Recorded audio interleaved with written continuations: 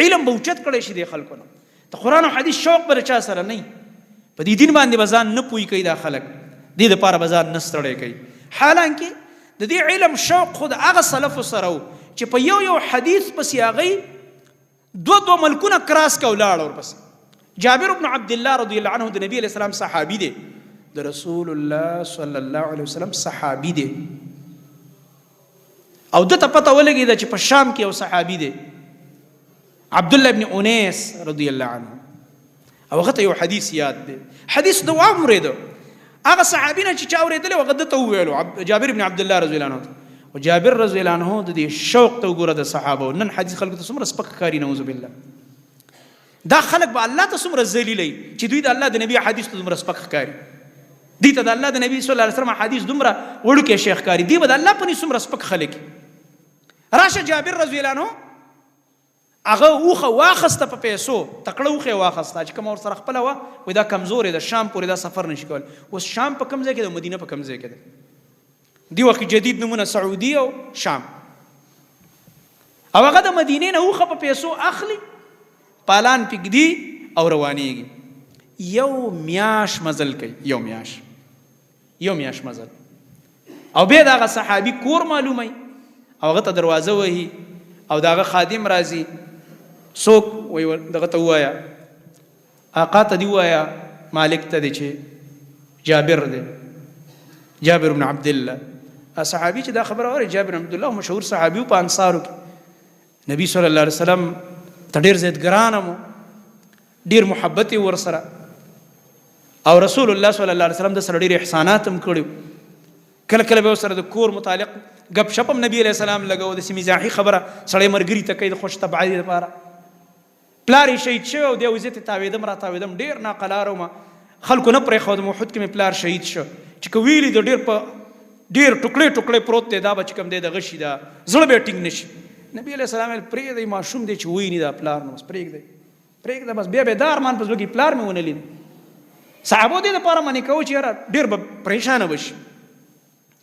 بیا نبی علیه السلام دله کومه تسلي ورکړه چې پلار یې ولید خو ډېر غمجن شه. شهادت خو اوچته مرتبه ده، خو دا ظاهري حالت کې سړی دردمن کېږي که نه چې وایي نه. د الله نبی بیا جابر ته وایي جابره تا ته یو د خوشحالۍ خبره وکړم ستا د دې پلار باره کې. د احد چې څومره زما ملګري شهیدان شو، دې ټولو سره الله سبحانه وتعالی خبرې وکړلې، خو د پردې نه اخوا صرف د الله تعالی اواز یې اورېده، د الله رب العالمین خبرې ورسره وشو. وکلم اباک کفاحا، ستا پلار سره الله تعالی مخامخ او برای راست خبرې وکړلې. الله اکبر. د الله نبی خوشحاله کړی، خوشحاله شي. او دا حقیقت و دغه شان د الله پاک د پلار ته د فضیلت ورکړه چې الله تعالی سره مخامخ خبرې وکړي، څنګه چې د الله تعالی د شان سره لایق ده. وایي په دې زما زړه ډېر زیات خوشحاله شو، د زړه په دې زخم مې پټۍ ولګېدله. نبي علیه السلام ته ډېر ګران و، ځکه ورته د نبي علیه السلام احادیث ګران و که نه، ځکه د نبي علیه السلام د احادیثو په قدر پوهېږي، اوښه ورپسې اخلي، په پیسو او شام ته روانېږي، په لاره لوږې او تندې راځي او موسمونه بدلیږي او باد او باران او څه ګرمي او یخني، او دا مزل یې کوه په اوښانو باندې. اوس دا مزل یې په جازونو کې کېږي، غټ غټې ټکټې به اخلي چې شام نه مدینې ته ځي او مدینې نه شام ته ځي. او لاړه صحابي ته چې کله خپل غلام وویل چې جابر بن عبدالله راغلی، وایي کم جابر؟ ورشه تپوس وکړه کم جابر؟ چې څنګه راوته وایي ورته وایي چې د مدینې جابر بن عبدالله. چې دا خبره هغه څنګه راومنډې کړله فورا چې جابر بن عبدالله د مدینې نه زما ملاقات ته راغلی، دومره اوچت انسان، قیمتي ملګری.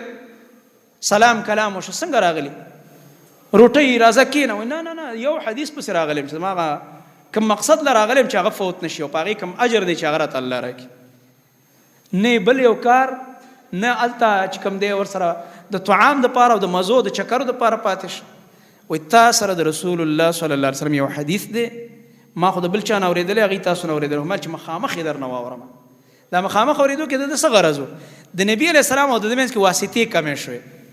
لکه مخکې ده چې د چا نه اورېدلی هغه د هغه صحابي نه اورېدلی او د ده نه بیا ده واورېدو، نو منځ کې واسطه راغله، دوه واسطې او نبي علیه السلام. نو چې کله دی ډایرکټ صحابي سره ملاو شو، نبي علیه السلام منځ کې واسطه څه شوه؟ کمه شوه د ده او د نبي علیه السلام، صحابي او نبي علیه السلام ډایرکټ.